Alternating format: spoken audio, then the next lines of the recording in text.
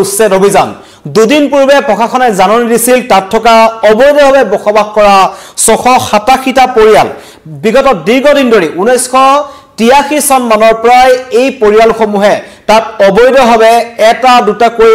একাংশ সন্দেহযুক্ত নাগৰিক তালৈ আহিছিল তাৰ পিছতে এখন দুখনকৈ কেইবাখনো গাঁৱত পৰিণত হ'ল আৰু এই সন্দেহযুক্ত নাগৰিকসকলৰ দখললৈ গ'ল এই ঐতিহাসিক হাছিলা বিলৰ প্ৰায় 1564 বিঘা ভূমি দীৰ্ঘদিন ধৰি তাত এই ধৰণৰে বুলডোজাৰ চলোৱা হৈছে আৰু এফালৰ পৰা পকা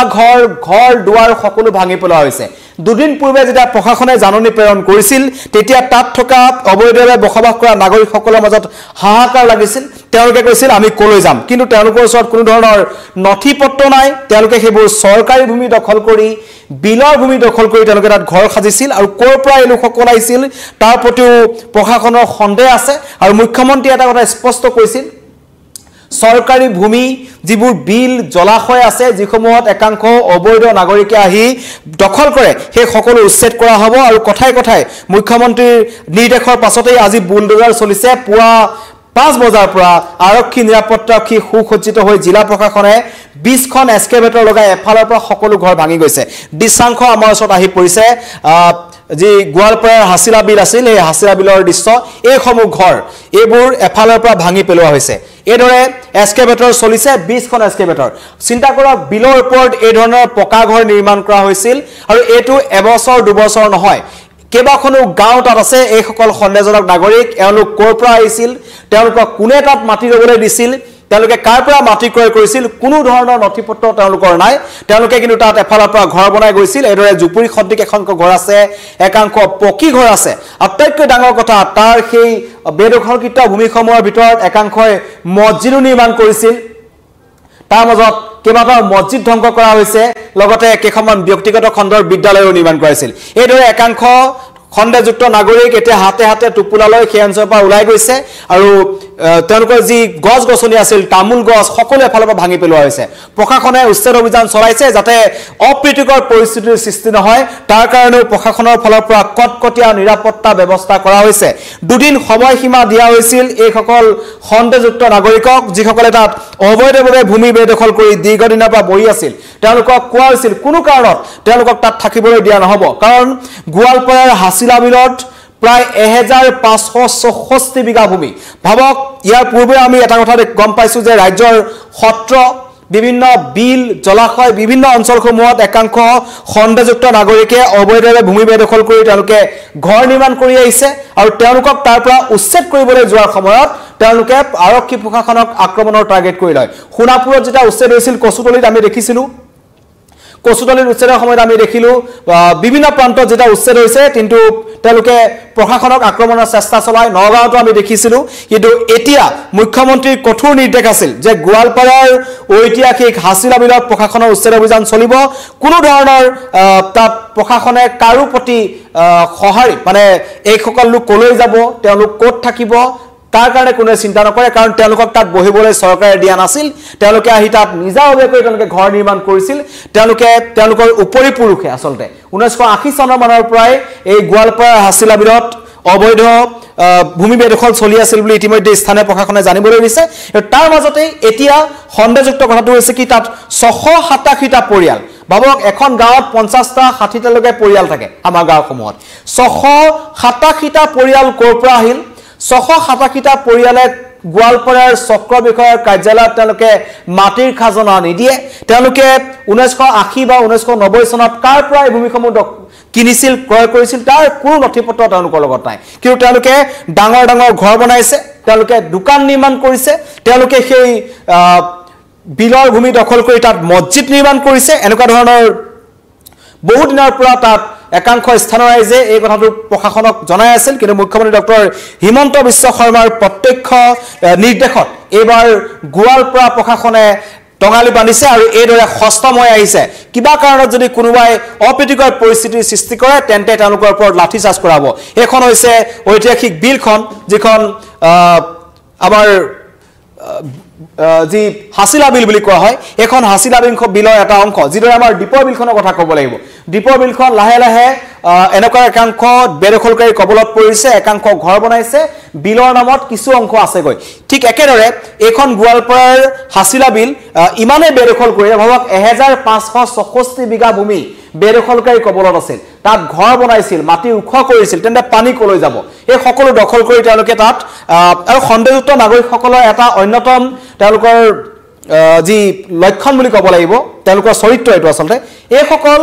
খণ্ডযুক্ত নাগৰিকে প্ৰথমতে আহি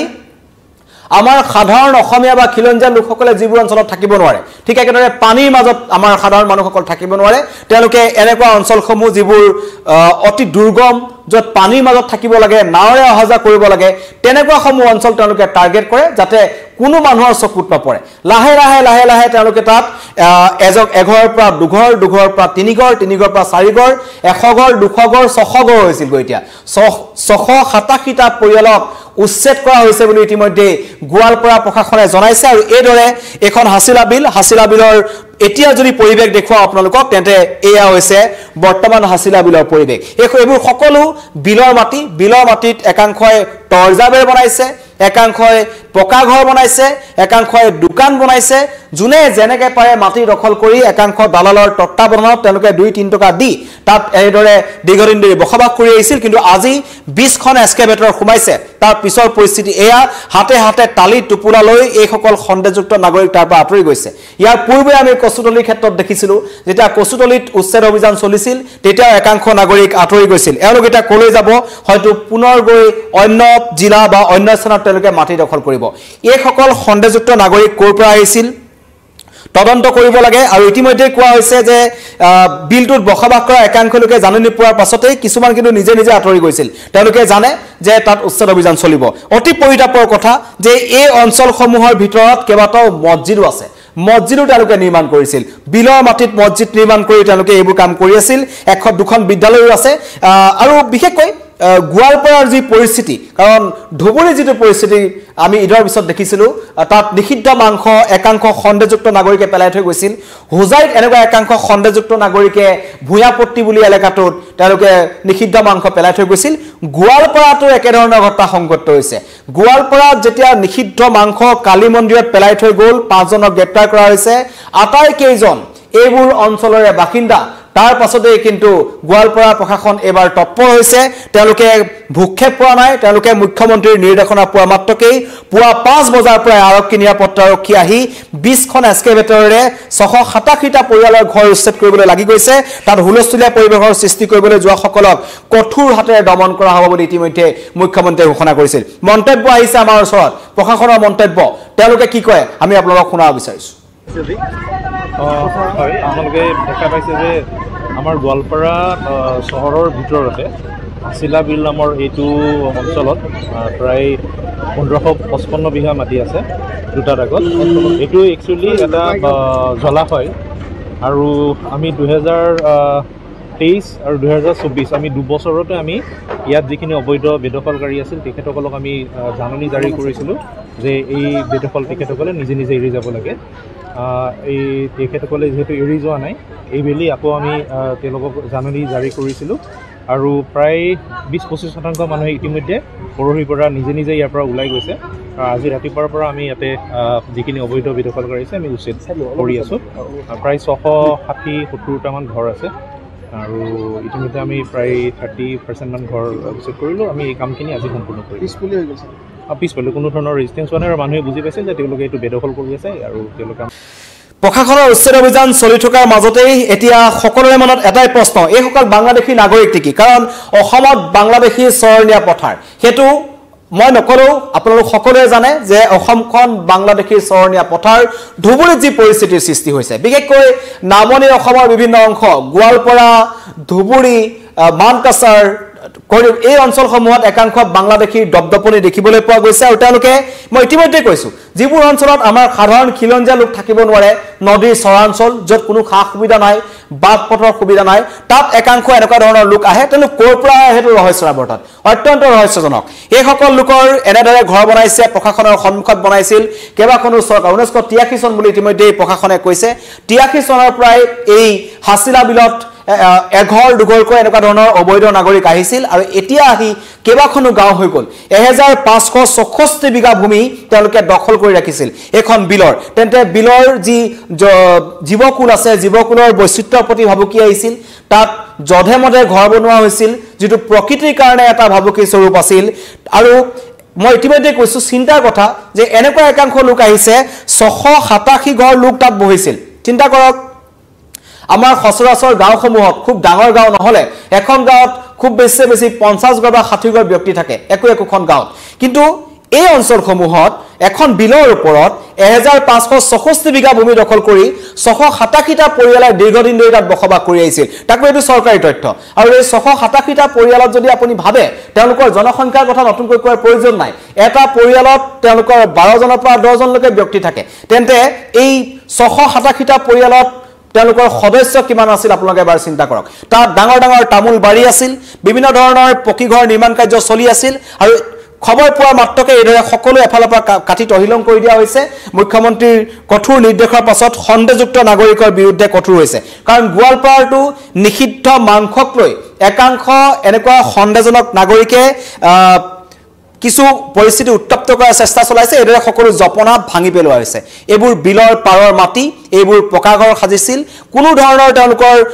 চৰকাৰী নীতি নিৰ্দেশনা তেওঁলোকে নেমানে কোনো ধৰণৰ তেওঁলোকে খাজনা নিদিয়ে কাৰণ আমাৰ মাটি আছে এইবোৰ মাটি কোৰ মাটি কোনো ঠিক নাই কিন্তু তেওঁলোকে তাত আহি পেলাই ঘৰ নিৰ্মাণ কৰি বহিছিল আৰু তাৰ পাছতে তাৰ প্ৰায় একাংশই এই ধৰণৰ নিষিদ্ধ